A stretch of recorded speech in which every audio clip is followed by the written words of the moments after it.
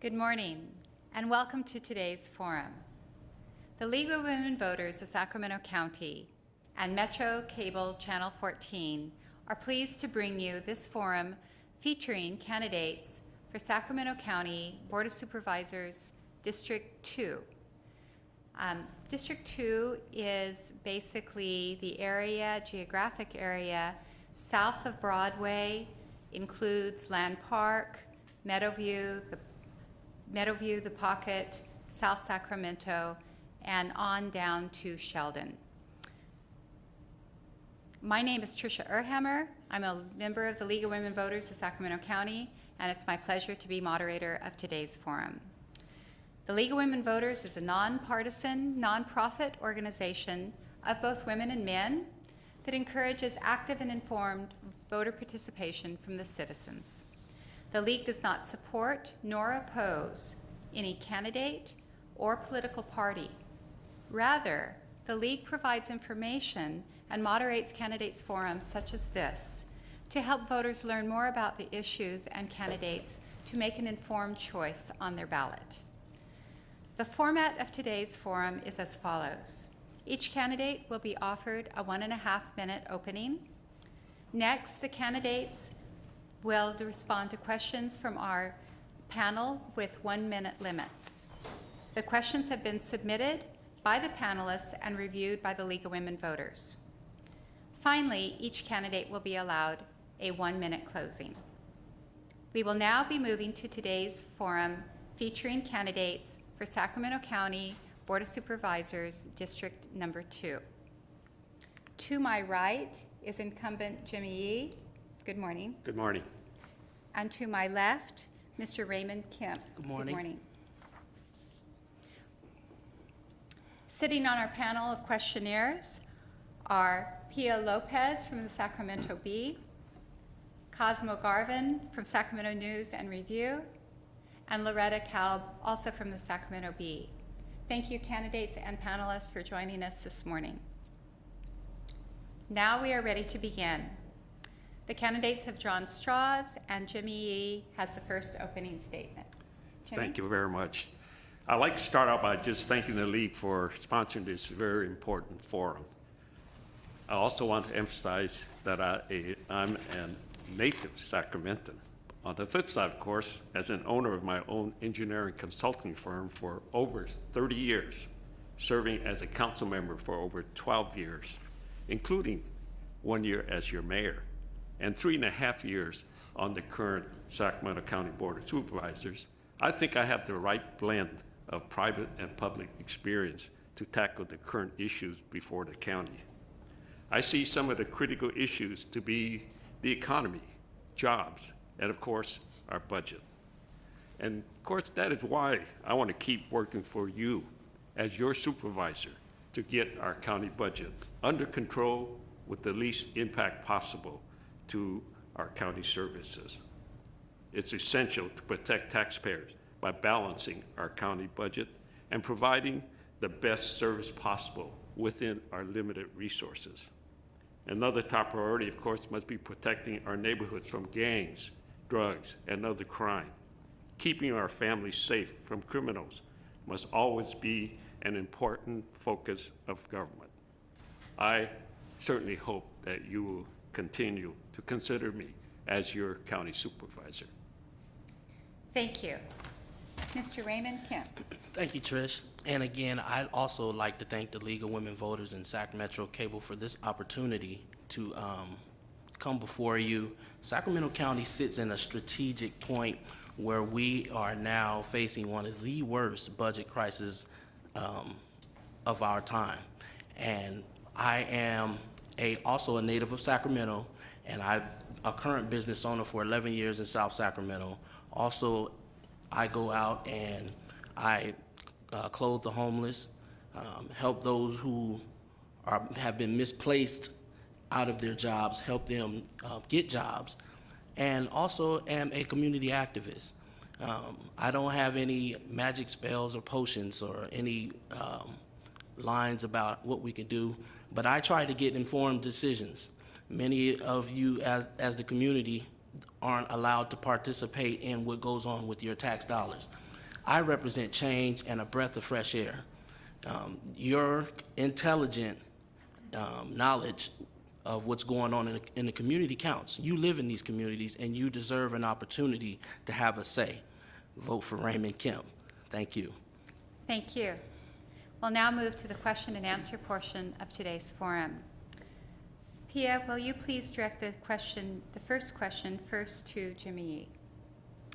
If you are reelected, and if Raymond is elected, you will have to deal with the budget crisis. Yes. And one component of that is pensions.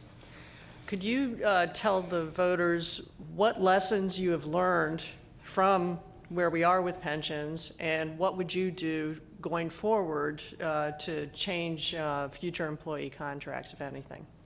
Thank you for one of the more critical issues before the county. When I came to the county 3.5 years ago, I was already concerned about our pension obligation. And at that time, I questioned staff, and they told me that it was funded over 90%. Well, since then, it's fallen down below 90%. I believe it's down to a level of about 87%. I'm very concerned about that. There are ways we can fix that, and that is taking another look at the benefits that we give out today. The public safety officers are getting 3% per year of service, up to 100% of their salary. That has to be reviewed. And then, of course, the miscellaneous employees get 2% per year at age 55. I take a look at taking a hard look at those two items to seriously see how we can fix our long-term pension problems. Thank you. Raymond? Well, this has been one of the white elephants in the room. 3% statewide pensions are consistent with public safety. And one of the ideas that I had is, of course, is to maybe get with the labor unions and ask that the employees possibly pay more toward their pension. I know that, as a county employee, I'm not asking the employees to do anything that I wouldn't do, but it's a decision of either pay more or lose jobs. And also, maybe up the years to where a person can retire. We're living longer, we have better medicine, maybe up the years of the employees from 55 to maybe 60. That's it. Thank you. Cosmo, will you please direct the next question to Raymond? Yes, thanks, Tricia. The Sacramento County is an important partner in the Sacramento Regional Transportation Board, on that board, and I'm wondering what ideas you have to preserve and possibly improve our public transportation system. It's a great question. We are in the midst of losing some bus routes.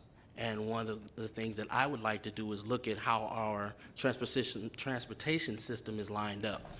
Our downtown area is dead, and I think that should be one of the grand ideas, is to make sure that our light rail reaches more places than our bus systems.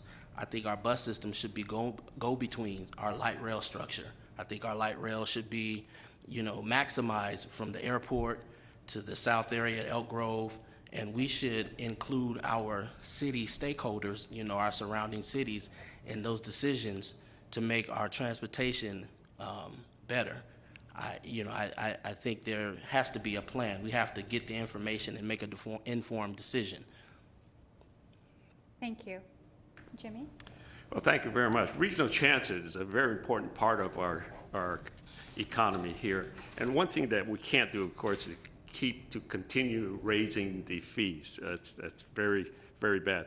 Of course, what we have to do, of course, is to ask for more stimulus funds. We are getting some stimulus funds. And what I'd like to do is complete our light rail system where more transit riders can get onto light rail and transfer onto the buses. One thing we can't have, of course, is separate bus systems within some of the different cities. We have to look at it as a regional transportation system, and we all have to contribute to that system. So those are the things that I'm looking forward to. I want to continue Measure A. Thank you for the public for passing those things, and I look forward to trying to make this thing work without raising the fares. Thank you. Loretta, if you will please direct the next question to Jimmy. Okay. The county has experienced deep cuts in its budget over the last several years. When funding becomes available again, where would you restore first and where would you restore last, if you could be specific?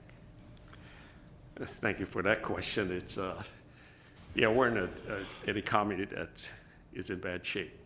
When the economy returns, the first priority is public safety. That's always been my top priority. And going from that, then we get down into the social services, which has been damaged severely over the years. Take, for instance, the senior nutrition services.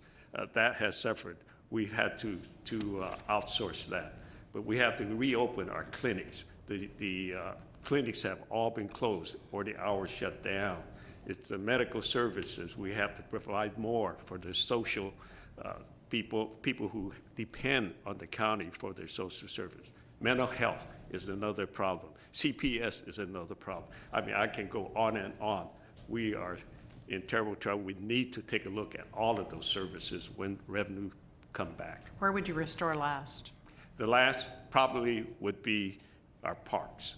Those are things that is quality of life, but it's not critical. But I would put social services above parks. Thank you. Raymond? I would ask the county executive board to break the budget into three parts: state and federal, countywide, and municipal, and bring a transparent, balanced budget, and then look at the revenues and determine, you know, what's important. And from my point of view, public safety is the number one importance when you talk about reviving our county. The other thing on my agenda is mental health. And I don't think that a lot has been made about mental health, but these are people who cannot help themselves. And this will put a burden on our law enforcement, our ER rooms, and there will be more people standing over you at the light with signs trying to put their hands in your cars. So when you look at the budget ultimately should be protecting the general public. And I would make sure that the county executive and his staff make sure that that is funded first. And what is funded last, I agree with Jimmy Yee, because our parks, we can always use work project individuals to clean up our parks and cut our parks. That's not a priority. Our priority is the protection of our community. Thank you. Pia, back to you. And if you will direct your question to Raymond. Raymond, another economic question. In March 2006, the county had 33,000 unemployed people, less than 5% unemployment. March 2010, 91,000 people unemployed. That's more than 13% unemployment rate. What, if anything, can the county board do to prepare for recovery without repeating the bubble economy that was over-dependent on housing-related industries? That's a great question. The first thing is the county has to determine what it's going to be and where we're going. The Sacramento County hasn't had a plan in quite some time. We don't know where we're going. If you look in the recent weeks, our budgets have been rough, to say the least. We have to establish a plan. The second thing is we have those American Recovery Acts money, stimulus money, that we can use, and then we also need to look at green jobs, and I know it's been stated over and over. Assembly Bill 811 was passed. LA County, San Diego County have implemented this structure, and Sacramento County must use the money from the Reinvestment Act to get those jobs going, because green jobs will determine how we fund our cities and counties. Again, we cannot fund our cities and counties like we used to because of the type of changes. So we need to look at green jobs and how we fund our cities and counties and possible partnerships with our cities. Thank you. Jimmy Yee. As far as priority, jobs, jobs, jobs. That's my top priority because that is what I think would turn the economy around. And as far as how we do it, well, the county is doing its share. You know, we built a big build out at the airport. That's over $1 billion, creating over 800 jobs. the county also built the Free Well Water Project, a $600 million project, creating over 500 jobs. Of course, the flood control district, we are spending hundreds of millions to create jobs. That's what I think will bring the economy back. Jobs will create that opportunity. Once the economy comes back, that will provide more taxes, which in turn will give us more, monetary resources to provide for public safety and all the other amenities that our public want. Thank you. Cosmo, will you please direct the next question first to Jimmy? Yeah, sure. Jimmy, do you think the county's current policies on medical marijuana dispensaries are working the way they're written now? Would you make any changes? And you may have heard recently that the city of Sacramento is considering a tax on medical marijuana. I'm wondering if the county should consider a similar move. When I first got into public office, I was against the use of marijuana. I still am really against the recreational use, but I am supportive of those that need it for medical use. The fact that the city is now considering a tax on marijuana, I think it's something we should look at because the state has legalized it, even though it's illegal on a federal basis. But we shouldn't just go out and start taxing without taking a hard look at what all the consequences that comes with it. But if it's a legitimate business, then there should be certainly a legitimate purpose to looking at a tax on the use of marijuana. Thank you. Raymond? That's a great question. I grew up in South Sacramento, and I've seen marijuana use marijuana in high school. Don't use it now. I haven't used it since I graduated. But one of the things that I think that we should also look at, I believe that taxing marijuana is great, but we need to make sure that our law enforcement infrastructure is set in stone first. If you pay attention to the news, we have marijuana homes growing, we have home invasions. So the talk of marijuana has escalated home invasion crimes, crimes against families, people, more shooting. We have returned, marijuana and alcohol has returned Sacramento to the late 90s and late 80s and early 90s crime rates. So whenever we talk about allowing something, we need to make sure that the consequences don't outweigh the benefits. And again, I think Sacramento County, the cities of Sacramento also need to be in line with the federal government and the state. We need to make sure that our policies are in line so that way that it will be consistent with our infrastructure. Thank you. Loretta, will you please direct the next question to Raymond? Okay, Raymond. What specifically are you hoping or wanting to get from counties' unions at the negotiating table next year? What do you want the county to achieve specifically? Well, at first, I think the county needs to have a better relationship with our labor unions. As a county employee, I feel like the transparency is non-existent. Secondly, I think if our relationship was better, we would probably wouldn't be in much financial trouble as we were in. The county locked us into a 5-year contract, and subsequently they got stuck with that. And if they had a better union relationship, with the amount of county employees willing to make concessions, I think some of the county dollars could have been saved. I think the burden on the community would have been lessened. We have to have a better working relationship with our stockholders, which are represented by labor unions. The county employees are our stakeholders as well as the community and those taxpayers. We have to have a better relationship with the labor unions. This will determine how we fund our services later on. Thank you. Jimmy? Currently, the county is working with the labor unions to try to work out concessions. And what I'm looking for, the big ticket with the labor unions is that without concession, it's costing the county $68 million. And if they don't have any concession, what does that relate to as far as jobs are concerned? We're talking somewhere in the neighborhood of 600 to 700 jobs. Those are actually people working at the county. So we need to work diligently with the labor union to try to work this thing out. We have both a long-term and a short-term problem. Of course, the short term is with the COLA, and that's cost of living, and also equity raises. We need to take a hard look at that, address the $68 million, and then also for the long term, take a look at our pension problem and work something out there. Thank you. Pia, we have time for one more question. If you would direct it first to Jimmy. Jimmy, I'll turn away from budget and economy to sprawl.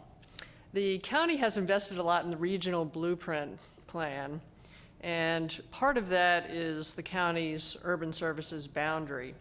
Do you support Elk Grove's proposal to expand its sphere of influence boundary beyond the county's urban services boundary, and would you support other cities if they wanted to expand beyond the urban services boundary? That's a very good question, and it comes up on almost a daily basis at the county. That's a big difference between the city and the county, because in the county we have expansions for all the different cities. As far as the Elk Grove SOI across the Consumnes River, I definitely am against it. It shouldn't go beyond that, because what it does is it puts the city of Elk Grove into a floodplain, potentially. It is now a floodplain. I don't want them to be developing that in the future. As far as south of the Elk Grove, going from Cameron to Excelsior, that's still within our urban service boundary. I have no problem with that. So with Elk Grove, you know where I stand on it. Thank you. Raymond. I agree. The problem with sprawl is that it's unplanned, and one of the things that we have an issue with around Sacramento County and with the cities is there have been a lot of knee-jerk movements. There has been no planning. And in the city of Elk Grove, again, the floodplain situation hasn't been addressed within Sacramento. So to move into that area would be a disaster. Again, it would be a burden on Sacramento County and the funding. So again, I am against that. Also, I believe that the county needs to take a proactive approach to making sure that we can shut this off, because sprawl is going to hurt our budgets and our transportations, all of our utilities, all of these things that they're putting burdens on our community. So again, I stand against that. Thank you. We will now move to closing statements. Incumbent Jimmy Yee, you have the first closing. Thank you. To close, I also again thank the League for sponsoring this very important forum. I want to reiterate that with the combination of my private and public experience, I know that I have the right mixture of experience to tackle the critical issues that's coming before the county. I'm very happy with my own efforts to improve the local economy and providing jobs. It will continue to be my top priority. As I said earlier, it is also essential to protect the taxpayers by balancing our budget, providing the best government possible within our limited resources. Finally, we can't forget about protecting our neighborhoods. We must keep our families and homes safe from criminals. I would certainly appreciate your strong consideration for re-election for myself as your next county supervisor. Thank you. And Mr. Raymond Kemp. Again, I'd also like to thank the League of Women Voters and Sac Metro Cable for this opportunity. As a child growing up, my parents always taught me that you never base your decision or your opinion on someone based on how they look, what they might, do or whatever, but you base it on their body of work. And if you look at the last 5 years of the Sacramento County Board of Supervisors and how their failure to plan and to come in the looming housing crisis, you can obviously see that there is no plan. This is not monopoly money we're playing with here. These are people's lives. And just in the last 9 months, we've laid off over 700 people, sent them into unemployment, and we sent them into unemployment without a plan. Our own executive board didn't even plan to send these people into unemployment. And the county board is responsible for how this executive board performs. And if you like where you are, then you can vote incumbent. But if you don't like where you are, then it's time to go to the polls and change the outcome of our community. Thank you, League of Women Voters. Thank you. And if I can just have the cameras one more time as we thank incumbent Jimmy Yee and also Mr. Raymond Kemp, our two candidates for Sacramento County Board of Supervisors, District Number 2. I'd also like to thank our panelists who joined us today and their expertise on these issues. Pia Lopez from the Sacramento Bee, Cosmo Garvin from Sacramento News and Review, and Loretta Kalb also from the Sacramento Bee. There are also many volunteers who are here in the chamber this morning and who have worked behind the scenes to make today's forum possible. Thank you to all of you. There are two websites voters may check for more information regarding the June 8th primary election. Complete candidate listings and propositions, including pros and cons on each of those propositions, are available at smartvoter.org and also the League of Women Voters site, LWVSacramento.org. This forum and other candidates' forums and ballot proposition analysis will be rebroadcast on Metro Cable Channel 14 throughout this primary season. Visit www.sacmetrocable.tv for the schedule. On behalf of the League of Women Voters of Sacramento County and the Sacramento Metropolitan Cable Commission, I thank the candidates and the panelists for participating in today's forum.